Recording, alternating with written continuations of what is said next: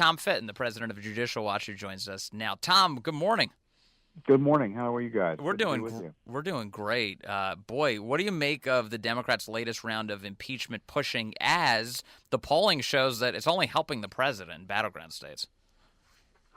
Well, it's really more a show trial, and you kind of see why it's backfiring. This whole process is kind of like a rotting fish. The longer it goes on, the worse it gets. They want to get it off the stage, which is why they're rushing it through. When you have the absurdity of House Democrat lawyers, really consultants who are now working as lawyers or Democratic activists, anti-Trumpers, as Louis Gohmert quote highlighted in your in the audio, in your segment, that that you have the lawyer go and testify, and then go up on the other side of the stage and start questioning his colleagues. Mm-hmm. It was crazy, and no evidence of misconduct. So it was just they were just talking about giving their opinion about how they hated President Trump. But the new evidence that came out is confirmation. There were 6 subpoenas, and it was Schiff targeting the phone records of Giuliani and publishing the phone records of Devin Nunes and the journalist John Solomon, which is outraging virtually every member of Congress. And my guess is the Democrats, too. They don't want to talk about it, but certainly all the Republicans are outraged.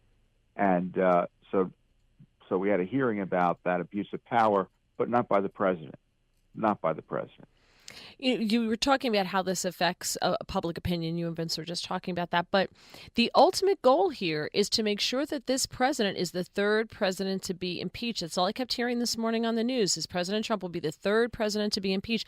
This is about getting a message out to the public, to people who aren't watching what happened. Because what happened yesterday, reported by the mainstream media, that's not what is out there. What's out there is the good parts of the IG that make, because let's face it, the IG report was not necessarily damning, number one. And number two, they're ignoring, it allows them to ignore what happened yesterday with the impeachments. And at the end of the day, the only thing that comes out is this president's a criminal, he's impeached. And the only reason that he was not removed from office is because the Republicans are partisan. That's the message they want out there, and they're going to do it one way or another, and they know they're going to get the message out. So it's really not a lose for the Democrats, is it? Yeah, I don't know how it's going to work out for the Democrats, which is why I've opposed impeachment, in the sense that Republicans assume the president will go by, won't be damaged by it. I think it's very damaging to the presidency. It's damaging, obviously, to the president personally, and he's being victimized by the process. The politics, Judicial Watch neutrally is neutral on this, in the sense that we don't necessarily oppose or endorse candidates for that for public office here. So I don't know how it's going to impact on the presidential election, but anyone who tells you one way or another, if you're a Republican, that it will be positive for the president, I think is whistling past the graveyard.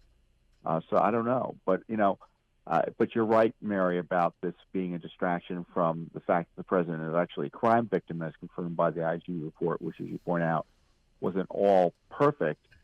But it was chock full of evidence of criminal activity by the coup cabal targeting the president. Tom, I want to move into the IG report in just a moment, but let me ask you one last question on impeachment. If we move into the Senate, do you prefer a long trial or a short, quick one where they throw impeachment out quickly?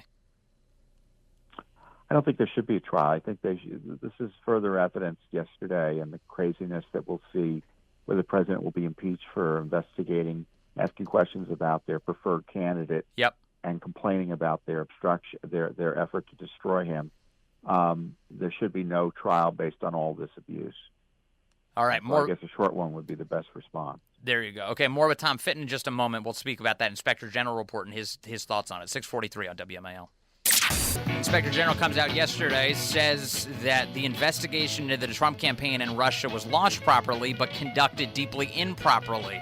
We have Tom Fitton with us. Tom, what did you think of the IG report? Well, as I've been warning, it would be both an expose and cover-up at the same time, and what an expose it is. It documents dozens of instances of the FBI abusing its powers to target Trump by withholding and lying to the information and lying to the FISA court about the basis for targeting Carter Page, which was all about spying on President Trump in the end.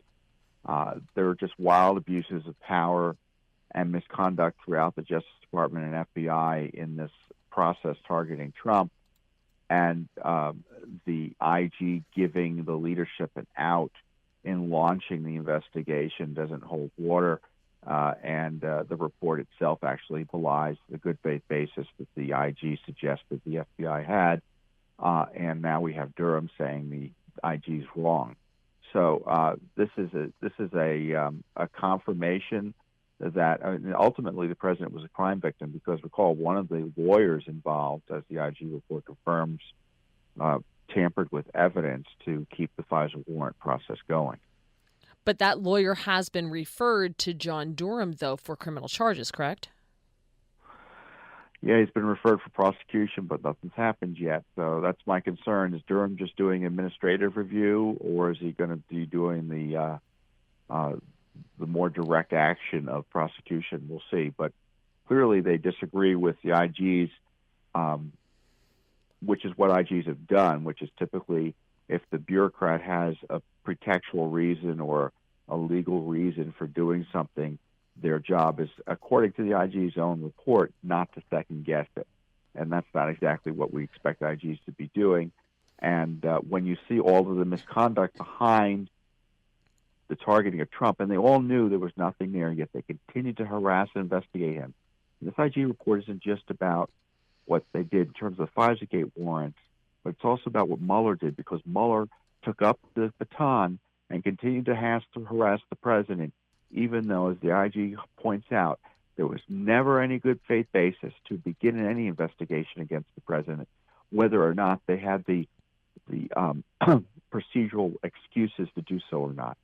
So was Kevin Kline-Smith the only person referred by Horowitz for criminal charges? One more time there. Was Kevin Kline-Smith the only one referred by Horowitz? It looks that way, although I don't think his name is mentioned directly. Bruce Orr essentially was referred for criminal activity, but the IG pulled his punches back a little bit, because Orr was conflicted and secretly trying to push this the spy operation, and Mr. Horowitz was kind of horrified at it, but again didn't refer him for prosecution. This is so typical of IGs, and it comes back down to Barr being willing to do the right thing. And I've always pointed out that IGs right at these days are more symptomatic of the problems in Washington, in the sense that the cabinet officials are supposed to be doing this work, and they shouldn't be outsourcing it to their IGs. It ought to be every day. There should be IG type of activity out of the senior officials of the Justice Department and other agencies. Now, Tom, importantly, the FISA warrant used to spy on Carter Page, that spy warrant,